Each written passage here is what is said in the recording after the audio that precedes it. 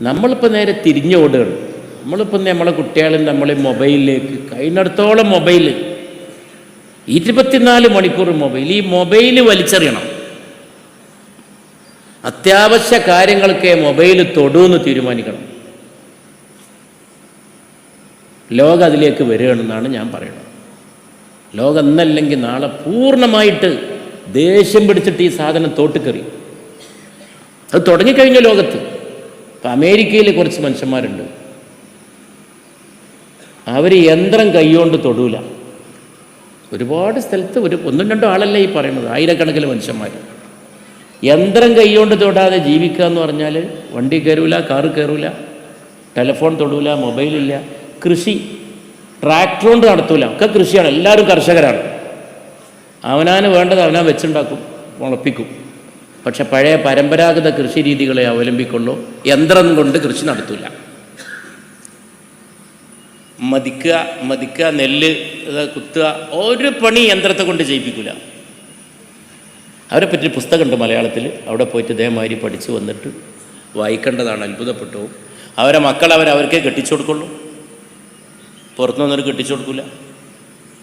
നല്ല സാധനം കഴിക്കുക, നന്നായി ജീവിക്കുക, ആയുസ് നന്നാക്കുക, മണ്ണിലൂടെ നടക്കുക, ഇതൊക്കെയാണ് അവരെ പരിപാടി. ഈ വക കാര്യങ്ങളൊക്കെ മനുഷ്യൻ ചിന്തിക്കേണ്ടി വരും. ആയുസ് വർദ്ധിപ്പിക്കുന്നത് വേറൊന്നിനുമല്ല, നല്ല കാര്യങ്ങൾ ചെയ്യാനാണ്, ഇബാദത്ത് വർദ്ധിപ്പിക്കാനാണ്. നിങ്ങളൊരു രോഗിയെ സന്ദർശിച്ചാൽ അയാളുടെ ദീർഘായുസിന് വേണ്ടി നിങ്ങൾ ദുആ ചെയ്യണമെന്ന് പുണ്യ നബി സല്ലല്ലാഹു അലൈഹി വസല്ലം. പക്ഷേ അതിൻ്റെ കാരണം കേട്ടാൽ നമ്മൾ ഞെട്ടും. എന്തിനാണ് അയാൾക്ക് ദീർഘായുസ് കിട്ടേണ്ടതെന്ന് റസൂലുള്ളാഹി പറയുന്നുണ്ട്. പെര വലുതാക്കാനല്ല, മക്കളെ കെട്ടിക്കാനല്ല, കച്ചവടം കൂടി കോപ്പ് കൂട്ടാനല്ല. അയാൾ അള്ളാഹുവിൻ്റെ ഒരു ശത്രുവിനെ നേരിടാൻ അയാൾ ബാക്കിയാകണം. എന്തെങ്കിലും നല്ല കാര്യം ചെയ്യുക. റബ്ബിൻ്റെ ശത്രുവിനെ നേരിടുക എന്ന് പറഞ്ഞാൽ പോയിട്ട് നേരിട്ട് ഏറ്റുമുട്ടെന്നല്ല, വാക്കുകൊണ്ടോ എന്തൊക്കെ നേരിടലാവാം. നേരിടുക എന്ന് പറഞ്ഞാൽ എന്തൊക്കെ ആവാം. നമ്മളെ വാക്ക് കൊണ്ടാവാം, നമ്മുടെ കർമ്മം കൊണ്ടാവാം, നമ്മളെ ദുആ കൊണ്ടാവാം. അപ്പോൾ ഫലസ്തീനിൽ അതാ അന്യായം നടക്കണം. ദുആ പോലും വലിയൊരു നേരിടലാണ്. പ്രാർത്ഥിക്കുക. ഇന്നലെ ജബ്ബാറാജി സാഹിബ് ഒക്കെ ഉണ്ടായിരുന്നു. ജില്ലാ മുസ്ലിം ലീഗിൻ്റെ വലിയ പ്രതിഷേധം, സമാധാനത്തിന് വേണ്ടി, യുദ്ധത്തിനെതിരെ. അങ്ങനെയൊക്കെയുള്ള നന്മകൾ സമാധാനത്തിന് വേണ്ടി. ആരുന്നല്ല, ആരും മരിക്കരുത്, ആരും കൊല്ലപ്പെടരുത്. എന്നെ മതം എന്നില്ല, എന്നെ ജാതി എന്നില്ല. എല്ലാ മനുഷ്യർക്കും വേണ്ടി തുടിക്കുന്ന മനസ്സ്, മനുഷ്യത്വത്തിൻ്റെ മനസ്സ്. ഹിന്ദു മുസ്ലിം ക്രിസ്ത്യൻ വ്യത്യാസമൊന്നുമില്ല. മനുഷ്യർ എന്ന ഒറ്റ പരിഗണന. മനുഷ്യരൊക്കെ ഒരേ മാതാപിതാക്കളുടെ മക്കളാണ്. അതാണ് ഇന്ത്യ. മൈത്രിയാണ്, സ്നേഹമാണ്, സഹാനുഭൂതിയാണ്. എല്ലാവരെയും അംഗീകരിക്കുക. ആരോടും വിരോധമില്ല, വർഗീയതല്ല. അതാണ് ദീർഘായുസ് കൂടാനുള്ള അടുത്ത പണി. എന്താണ് ദീർഘായുസ് കൂടാനുള്ള ഏറ്റവും പ്രധാനപ്പെട്ട സംഗതി?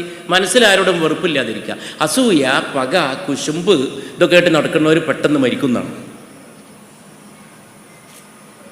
മനസ്സ് സമാധാനപ്പെടണം. ആരെയും വെറുക്കാതിരുന്ന അതിൻ്റെ ഗുണം അവനാൻ തന്നെയാണ്. മനസ്സ് സമാധാനമായി. അതുകൊണ്ടാണ് പുണ്യ നബി പറയുമായിരുന്നു, എൻ്റെ പൊന്നുമോനെ അനസേ. അങ്ങനെയാണ് പറഞ്ഞത്. ഞാൻ ഈ ഹദീത്ത് പലയിടത്തും പറഞ്ഞിട്ട് മലയാളികൾ ഒരുപാട് കേട്ട നബിവചനമാണ്. കുട്ടികളിത് കട്ട് ചെയ്തിട്ട് വീഡിയോ ക്ലിപ്പാക്കിയിട്ട് ധാരാളം പ്രചരിച്ചിരുന്നു. എൻ്റെ പൊന്നുമോനെ അനസേ, നേരം പുലരുമ്പോഴും ആരോടും വെറുപ്പില്ല, വൈകുന്നേരവും ആരോടും വെറുപ്പില്ല. നിനക്കങ്ങനെയാകാൻ കഴിയുമോ അനസേ? എങ്കിൽ അതാണ് എൻ്റെ മാർഗം. എൻ്റെ മാർഗം ജീവിപ്പിച്ചവൻ അനസേ എന്നെ സ്നേഹിച്ചിരിക്കുന്നു. എന്നെ സ്നേഹിച്ചവൻ എന്നോടൊപ്പം സ്വർഗത്തിലുമാണ് എന്ന് ഷഫീഉൽ വറാ താഹ റസൂലുള്ളാഹി സ്വല്ലല്ലാഹു അലൈഹി വസല്ലം. അപ്പോൾ ഇതൊക്കെയാണ് നമ്മൾ പൂർവികർക്ക് വേണ്ടി ഇങ്ങനെ ഒരു സമ്മേളനം. ഇങ്ങനത്തെ ഒരു സമ്മേളനത്തിൽ വന്നിട്ട് ഞാൻ വലിയ പ്രഭാഷണം നടത്തൂല. കാരണം മരണപ്പെട്ടവരെ ഓർക്കേണ്ട നേരമാണ്, പ്രാർത്ഥിക്കേണ്ട നേരമാണ്.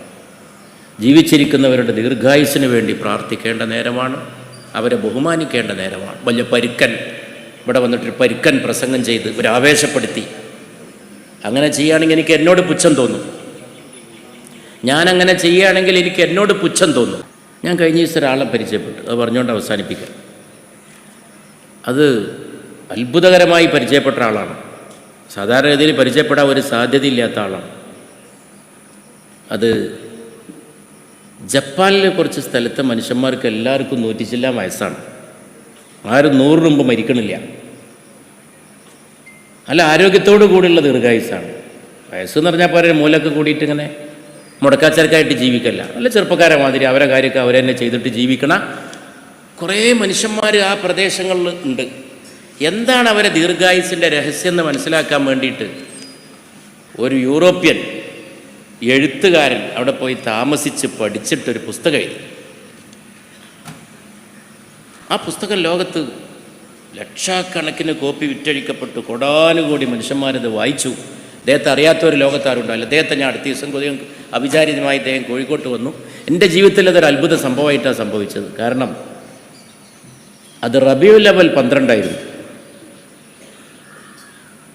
അപ്പോൾ റബീഉൽ അവ്വൽ 12 എൻ്റെ വീട്ടിൻ്റെ മുറ്റത്ത്, ഉപ്പാൻ്റെ പേരിൽ വീട്ടിൻ്റെ മുറ്റത്ത് എന്ന് പറഞ്ഞ മാതിരി മദ്രസ ഉണ്ടാക്കിയിട്ടുണ്ട്. ഞങ്ങൾ അവിടെ കുട്ടികളുടെ പരിപാടിയൊക്കെ ഉണ്ട്. അതിന് പോകണമെന്ന് ഞാൻ മദ്രസ ഭാരവാഹികളെ കൂടെ ഒക്കെ ഒന്ന് ഇരുന്നൊരു ചെറിയ യോഗത്തിലിരുന്നു. അത് റസൂലുള്ളാഹിൻ്റെ മദ്ഹായി സല്ലല്ലാഹു അലൈഹി വസല്ലം. നമ്മൾ എത്ര കുറച്ചാളിരുന്നാലും ചിലപ്പോൾ അത് റസൂലുള്ളാഹിൻ്റെ മദ്ഹാവും സല്ലല്ലാഹു അലൈഹി വസല്ലം.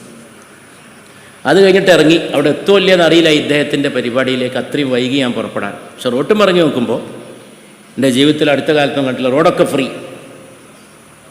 45 മിനിറ്റ് കൊണ്ട് ഞാൻ കോട്ടക്കുന്ന് കോഴിക്കോടെത്തി.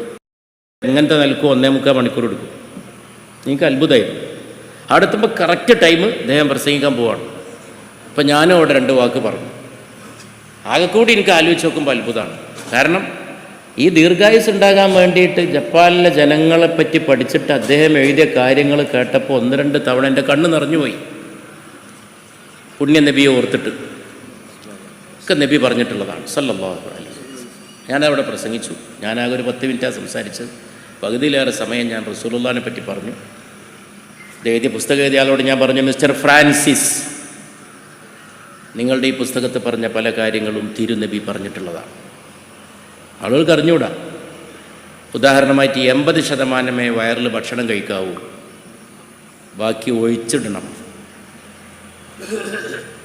മുഴുവൻ വിശപ്പ് തീരുന്നവരെ ഭക്ഷണം കഴിക്കരുത്. അല്പം വിശപ്പ് വയറിൽ ബാക്കി വെച്ചുകൊണ്ട് വേണം ഭക്ഷണം കഴിക്കുന്നതിൽ നിന്ന് വിരമിക്കാൻ.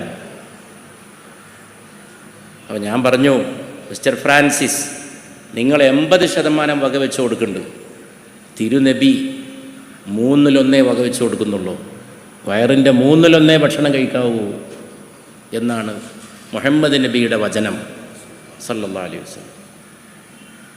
അപ്പോൾ 2ാമത്തെ ഭാഗം അത് കേട്ടുകൊണ്ടിരുന്ന സദസ്സിലൊരാൾ ചോദിച്ചു. പുണ്യമൻ നബി പറഞ്ഞു അത് വെള്ളം കുടിക്കാനുള്ളതാണെന്ന് പറഞ്ഞു സല്ലല്ലാഹു അലൈഹി വസല്ലം. 3ാമത്തെ ഭാഗമോ എന്നായി ചോദ്യം. അപ്പോൾ അതിന് റസൂലുള്ള പറഞ്ഞ മറുപടി ഞാൻ ആ സദസ്സ് പറഞ്ഞപ്പോൾ കോഴിക്കോട്ടെ വളരെ പ്രബുദ്ധരായ ആളുകളാണ് അതിലേക്ക് ക്ഷണിച്ചിരിക്കുന്നത്. കാര്യപ്പെട്ട എയർപോർട്ട് അതോറിറ്റിൻ്റെ എയർപോർട്ട് ഡയറക്ടർ, കോഴിക്കോട്ടെ IAMൻ്റെ ഡയറക്ടർ, ചെറിയ സദസ്സാണ്. എല്ലാവരും ചിരിച്ചുപോയി. പരിശുദ്ധ നബിയുടെ മറുപടി ഞാൻ അവിടെ പറഞ്ഞപ്പോൾ, അതവിടെ കിടന്നോട്ടെ, നിനക്ക് ശ്വാസം വിടാൻ നല്ലതാണ് എന്നാണ് റസൂലുള്ള മറുപടി പറഞ്ഞത് സല്ലല്ലാഹു അലൈഹി വസല്ലം. വയറിൻ്റെ 3ാമത്തെ ഭാഗം അവിടെ കിടന്നോട്ടെ, അതും കൂടി നിറച്ച് തിന്നണ്ട, എനിക്ക് വീപ്പയക്കാലോ എന്ന് പറഞ്ഞത് നമ്മൾ നബിയാണ്. പക്ഷെ നമുക്ക് അറിഞ്ഞൂടാ. നമ്മൾ നബിയോട് വലിയ അന്യായം ചെയ്തവരാണ്. നമ്മൾ പഠിച്ചിട്ടില്ല, നമ്മൾ മനസ്സിലാക്കിയിട്ടില്ല സല്ലല്ലാഹു അലൈഹി വസല്ലം. പിന്നെ ബാക്കി പറയുന്ന കാര്യങ്ങളൊക്കെ റസൂലുള്ള പറഞ്ഞിട്ടുള്ളതാണ്. മനുഷ്യന്മാരോട് നല്ലത് പറയണം, പുഞ്ചിരി തൂകൂ,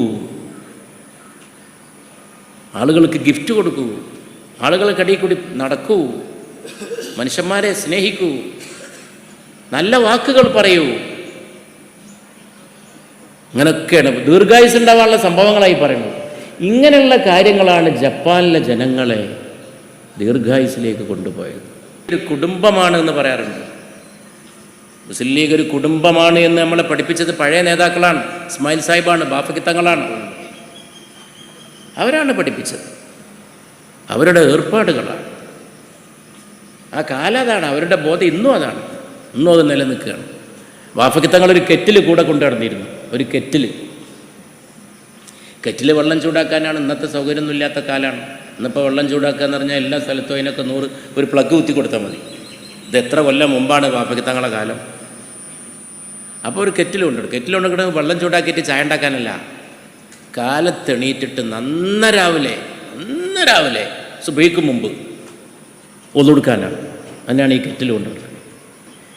കെറ്റിൽ കൂടെ തന്നെയാണ്, യാത്രയിലൊക്കെ കെറ്റിലാണ് കൂടെ.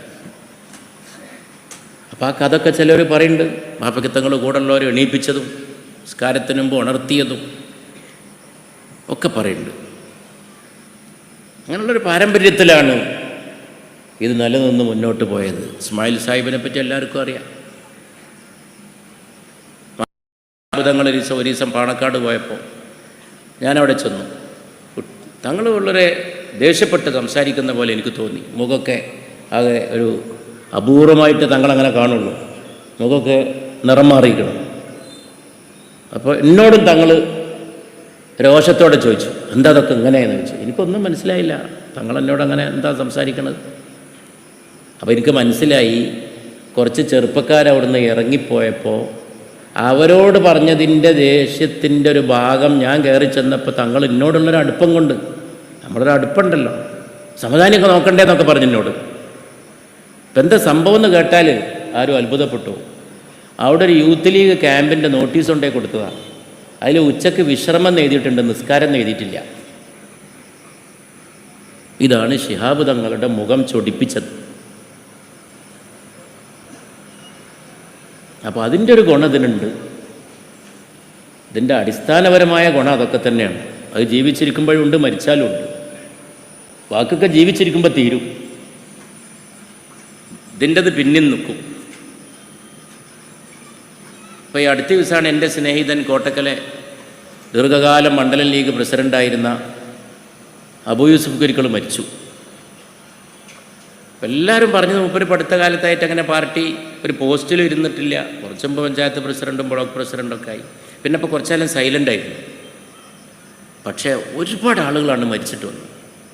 നിസ്കാരം ഇങ്ങനെ നടക്കുകയായിരുന്നു. എല്ലാവരും പറഞ്ഞു അതിൻ്റെ ഒരു ഗുണം. മൂപ്പര് സൈലൻ്റായി ഇരുന്നപ്പോഴും എനിക്ക് കിട്ടിയൊരു ഭാഗ്യം, ഞാൻ തുടക്കത്തിൽ പറഞ്ഞ മാതിരി ഞാൻ ഇടയ്ക്കൊരു ദിവസം മൂപ്പരെ വിളിച്ചു, കാണാൻ വരണമെന്ന്. ഞാൻ പോയി. ഞാൻ മൂപ്പരെ പാടത്തു കൂടിയൊക്കെ നടന്നു. മൂപ്പര് കുറച്ച് കൃഷി ഉണ്ടെന്ന് പറഞ്ഞു. ഒരു ഭക്ഷണം ഉണ്ടാക്കി എന്നെ കൊണ്ട് കഴിപ്പിച്ചു. പിന്നെ ഞാൻ അനുശോചനത്തിന് വളാഞ്ചേരി പിന്നെയും പോയി. അവിടെ സ്റ്റേജിലുള്ളവർ മൂപ്പര് അടുപ്പക്കാരൊക്കെ എന്നോട് പറയാം, സമദാനി സാഹിബ് വന്നതിന് എത്ര വട്ടാ മൂപ്പര് പറഞ്ഞിക്കണമെന്നറിയോ. സമദാനി സാഹിബ് വന്നു. അപ്പോഴാണ് ഞാൻ അങ്ങനെ മനസ്സിലാക്കുകയാണ് നമ്മളൊരു പോക്കിൻ്റെ വില. അത് ജീവിച്ചിരിക്കുമ്പോഴാണ് അതിന് വില. മരിച്ചതിൻ്റെ ശേഷം എല്ലാവരും പോകും. മരിച്ചു നേട്ട ഒരു വിധക്കാരൊക്കെ പാഞ്ഞെത്തും. ജീവിച്ചിരിക്കുമ്പോഴും മനസ്സിലാക്കാൻ കഴിയും. പലർക്കും അത് ചിലപ്പോൾ അതിനൊരു ഭാഗ്യം ഉണ്ടായിന്ന് വരില്ല. അല്ലാഹു തആല അവർക്കൊക്കെ മഗ്ഫിറത്ത് ചെയ്യട്ടെ. അപ്പം അതുകൊണ്ട് മുതിർന്നവരെ ആദരിക്കുക എന്ന് പറയുമ്പം മരിച്ചവരെ അനുസ്മരിക്കുക എന്നും കൂടിയാണ് അതിനർത്ഥം. ആക്കോട് പ്രദേശത്ത് നിന്ന് നേരത്തെ മുസ്ലിം ലീഗിൻ്റെ പ്രവർത്തന രംഗത്തുണ്ടായിരുന്ന അപ്പം ഞാനൊരു കഥ പറഞ്ഞത് അവസാനിപ്പിച്ചില്ല.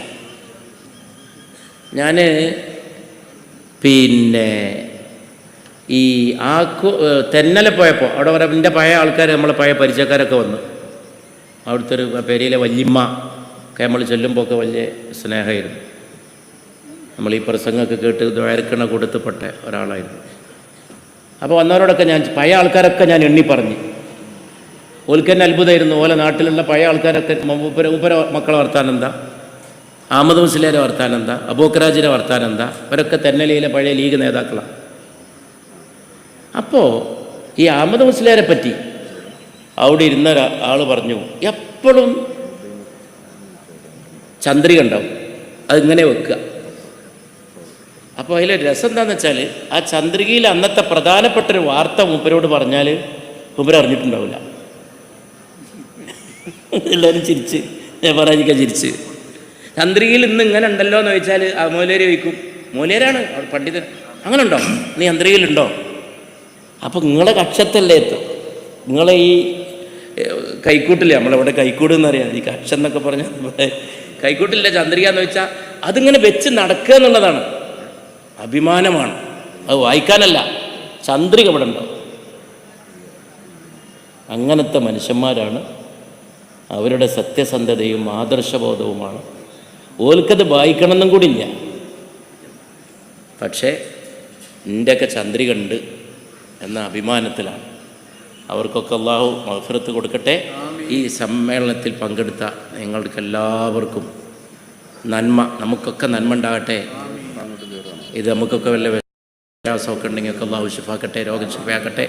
ഈ സദസ്സിൽ ആർക്കെങ്കിലും രോഗം നമുക്കൊക്കെ ഉള്ളതൊക്കെ അള്ളാഹു ശിഫാക്കി തരണേ റബ്ബേ എന്ന് പ്രാർത്ഥിച്ചുകൊണ്ട് ദീർഘായുസ് റബ്ബ് ഇന്നത്തെ ഇവിടെ ഈ പരിപാടി പങ്കെടുത്ത് ഇവിടെ എത്തിച്ചേരാൻ കഴിയാത്ത എത്രയോ പേരുണ്ടാവും. അവർക്കൊക്കെ അള്ളാഹു നല്ല ദീർഘായുസ്സും ആയുരാരോഗ്യം ആഫിയത്തും ഇനിയും രാജ്യത്തിന് വേണ്ടി, പാർട്ടിക്ക് വേണ്ടി, സമൂഹത്തിന് വേണ്ടി പ്രവർത്തിക്കും.